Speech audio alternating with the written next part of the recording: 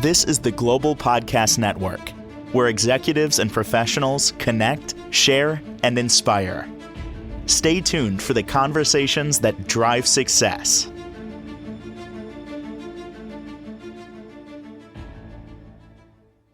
And welcome back, everybody. It seems that just about everything we do, many of the things we do on a regular basis, comes out of habit. We're just used to doing that. Maybe it's smoking. Maybe it's eating, the times that you do it, how often you do it, why you're doing it. Those are just a few habits. Many times it gets in the way of moving our life forward, frustrating us. And for that, there is a wonderful modality called hypnosis. We're going to talk about habits today, how to change those habits by literally changing your mind. And I really do mean that, the subconscious portion of your mind. He is somebody with deep insight on that, been practicing for many, many years, transforming lives, and he's back with us. Gary Yeatts is on the program. Yeatts, I'm saying that correct, aren't I? You got it right, Yeatts. That's it. Double checking, when your brain puts up a red flag, I'm like, I better ask him. I'm pretty sure it's right, but I'm not 100% sure. I should ask my subconscious because it does know the answer pretty much to everything we deal with. So maybe we should fundamentally go to how habits are formed. There's a lot of theories or maybe even misconceptions among us that it takes 21 days to break a habit and all these different things. But let's start, fundamentally when it comes to habits. What can you tell us? Well, habits basically are formed by repetition and some secondary gain that comes into that gets associated with the habits, like as if it's meeting a need that the conscious mind identifies and then links to that habit. In reality, it's not. The example would be smoking. It's a real simple one. Mm-hmm. Typically, people will start smoking at a very young age, but they don't realize that when they do that, there's a neural firing center in the brain that's created. And it's exactly that age that they started smoking. It doesn't grow up. And at the same time, that repetition becomes associated with stress reduction and feeling more relaxed. And that's a psychological response. The physiological response is much different. That first cigarette increases your heartbeat by 10 beats a minute, and your blood pressure goes up slightly. That's a stress response. So it's interesting how the psychological gets associated with the habit over time. And so when you begin that process in dealing with the unconscious mind, it's a matter of then how do you recognize that you honor whatever that habit is really supporting? Because you don't take that away. You give the unconscious mind strategies where you can deal with that without taking it away.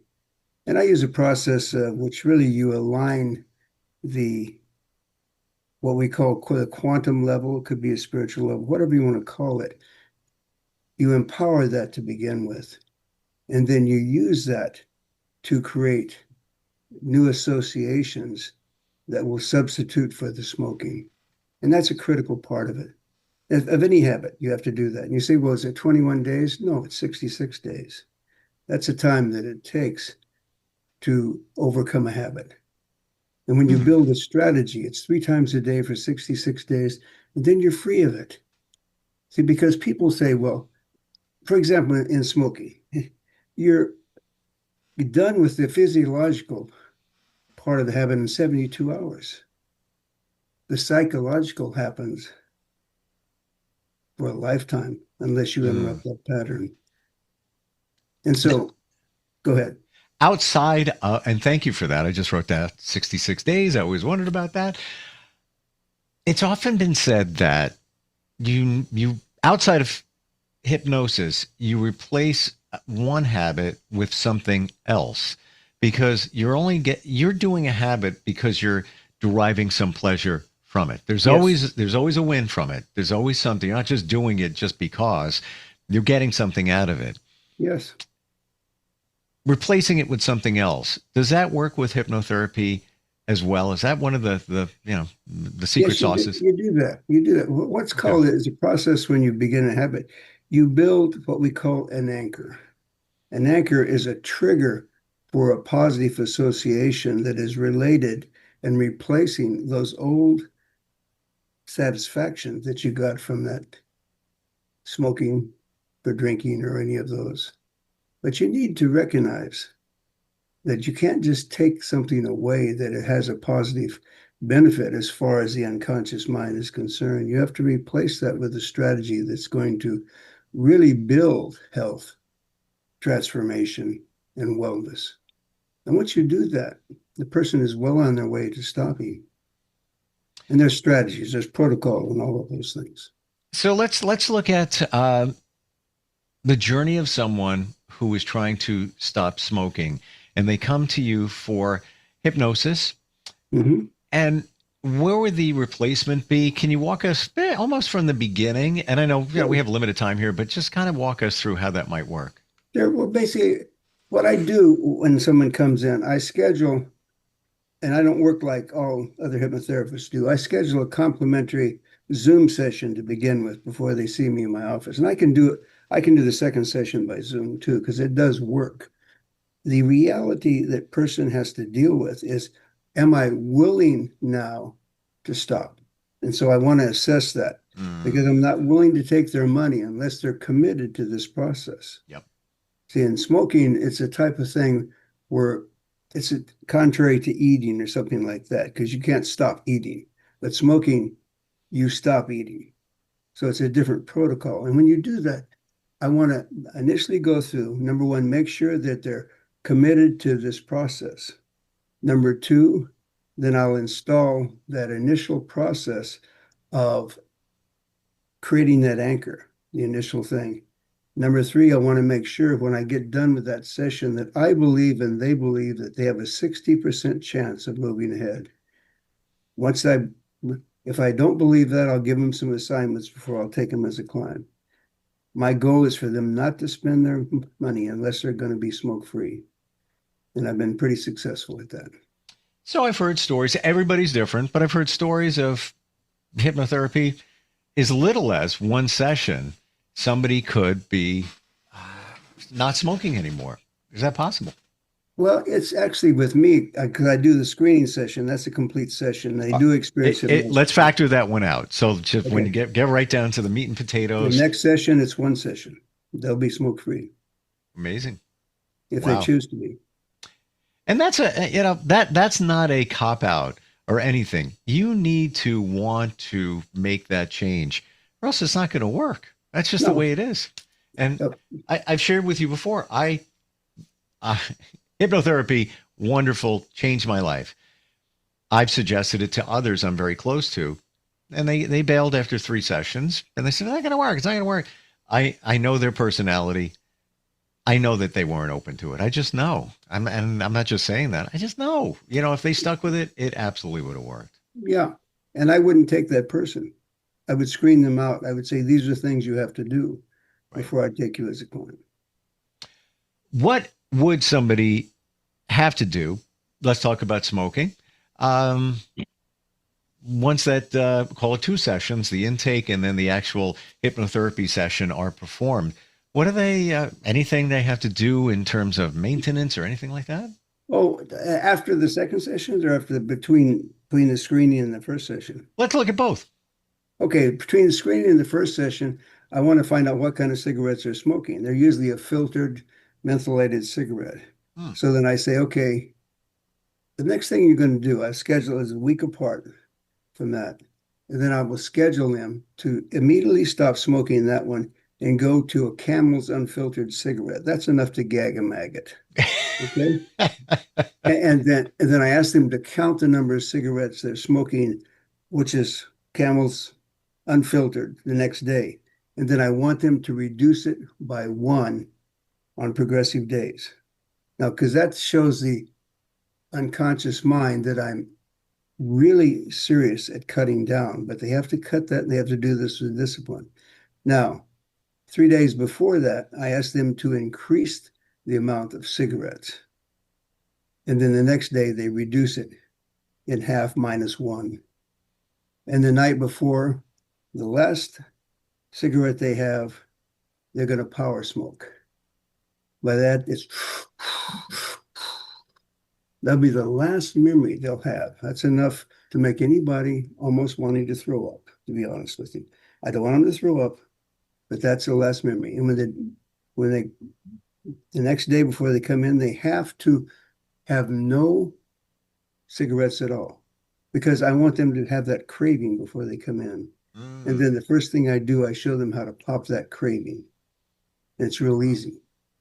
Wow. Wow, you don't mess around. No, no. It is a serious process, but see, I want them committed to do this. And if they have any cigarettes before they come to see me on that day, I won't see them. So with that rapid breathing or inhaling of that cigarette, I've done breath work before. It can be life-changing as well. Do you think something also, I know we're dipping down a little rabbit hole here, but do you think that rapid breathing and inhaling smoke, but especially the breathing, also is an awakening for the mind as well? Well, rapid breathing is anxiety breathing, because you're only breathing into here. That's not going to be relaxing. But see, when somebody inhales deeply, that gives you that relaxation response that's associated with smoking. Gotcha. And so that's one of the things that I have them do after the session. Take 3 comfortable deep breaths and just let it out slowly, and just notice how your body automatically relaxes. You don't need the cigarette to do this. You can do that almost automatically. Wow. Habits. What are some other habits that you can help somebody with? Sugar addiction. You say, how do you deal with sugar addiction? It's an entirely different protocol, because, see, with cigarettes, you just give them post-hypnotic suggestion that because what you're doing, you're overlaying that smoking habit with a non-smoking protocol. It's still in your unconscious mind.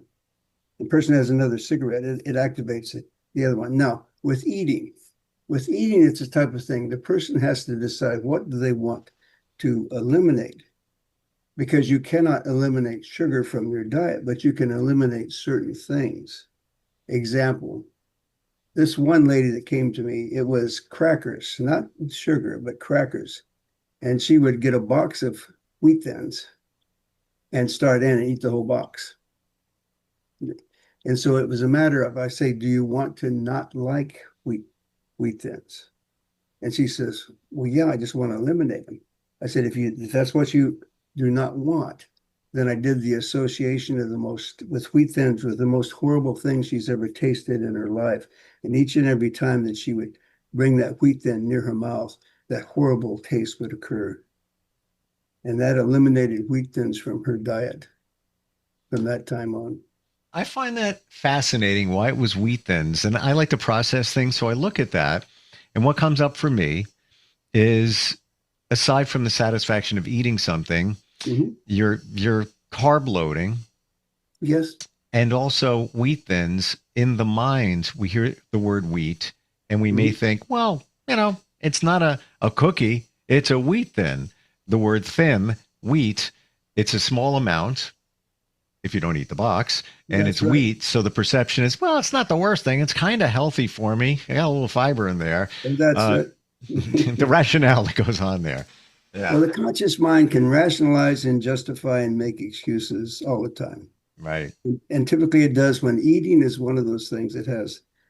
But it's a matter of being selective what you're going after, because you can cut down on anything if you want. You can't cut down on sugar. If you take a look at what's in the box, when you look at those, everything has some sugar in it. Right. Yeah. Yeah. So you're not going to eliminate sugar, but what you want to do is reduce whatever is triggering something that causes you to overeat. I find, example, people love salt. I got into the habit as a kid because my father would say to me, why are you putting salt on things? Everything has salt. Don't do that. And I haven't touched a salt shaker since I was in my low teens. I don't crave it. I don't want it. It's in everything. Like you said, sugar's in everything. Maybe back then I created a habit of not using salt. Do you think it's kind of the same way Now, when we want to change the habits, we're creating a habit of not using something as Right. opposed to using it. See, that's systematic. See, because we're programmed. Yes. Habits are programming in the mind. So what you want to do, we're replacing that program. We're just overlaying it. See my hands? We're overlaying it like this. Yep. And so the idea, if you don't want to have wheat thins, you got to cut them out entirely. Period. Mm. Because if you think, well, it only hurts one, you're activating that program. You go eat wheat thins when you eat the whole box again. Pretty easy. Pretty easy. Guilty as charged, my friend. I actually like the way they taste, and it starts, well, with the potato chip commercial. You can't just eat one. You That's can't. right. You have one, two. What's another one? What's another? Meanwhile, a whole sleeve of wheat thins has been eaten, and on and on and on. Exactly. So smoking, sugar. What are some of the other habits you can help with? Nail biting. Mm, People will bite their nails, and that's mm. the idea that their fingers are coming near their mouth, and there's a whole series of things you have to do to, but you have to identify what is that satisfying. Well, typically it's stress Yeah. and it's unconscious. So being able to give them some stress reduction tendencies unrelated to nail biting is part of that initial process they have to go through.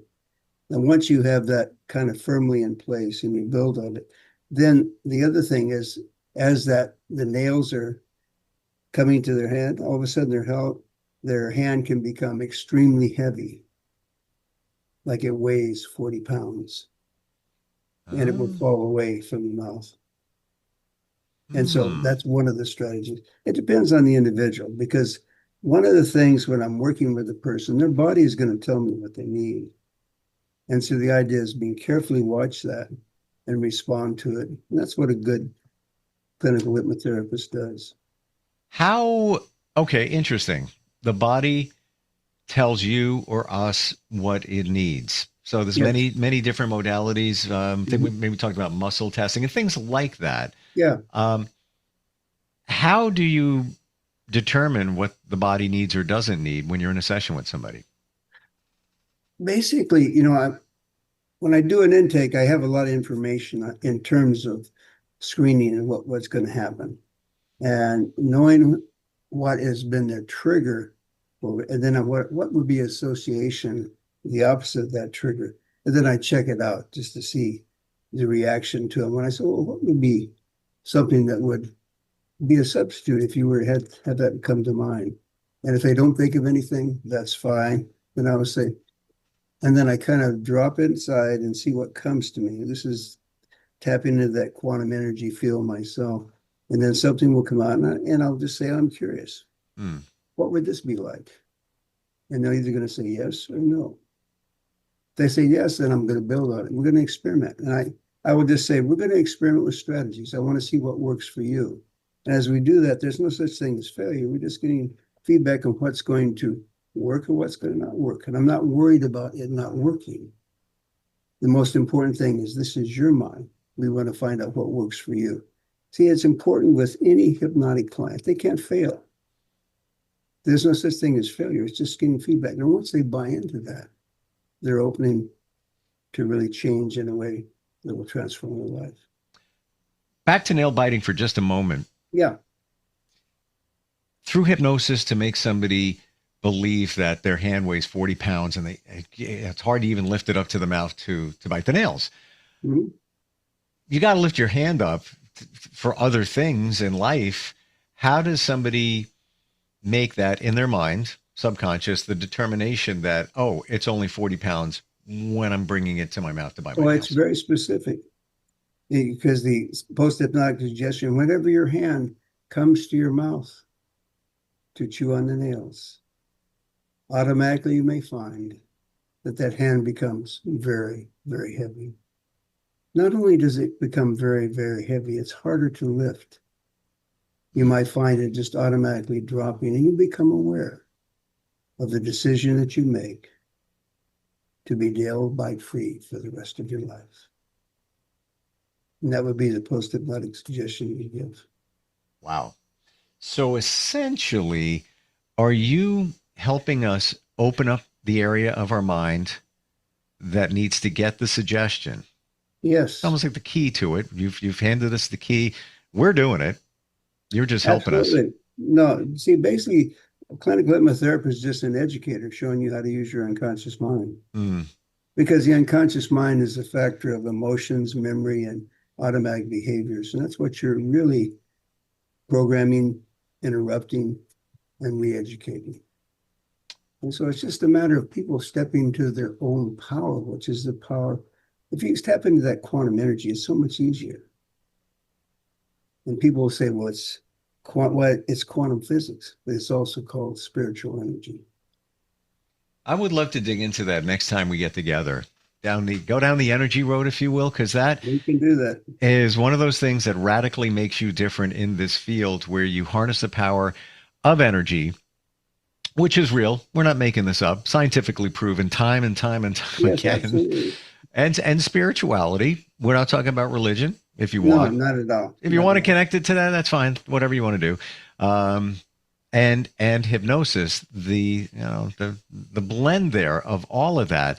And I would imagine too, with the nail biting and the heavy hand, somebody could say, that suggestion of your hand when it goes to your mouth and you're about to bite your nail, that it's gotten very heavy. Somebody could say, Gary, that's ridiculous.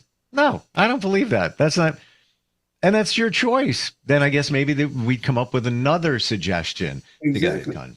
Exactly. It's whatever works for the individual. See, anytime I'm not alarmed at all when something doesn't work for them, because I say we're going to experiment with many strategies. We're going to find the one that works for you.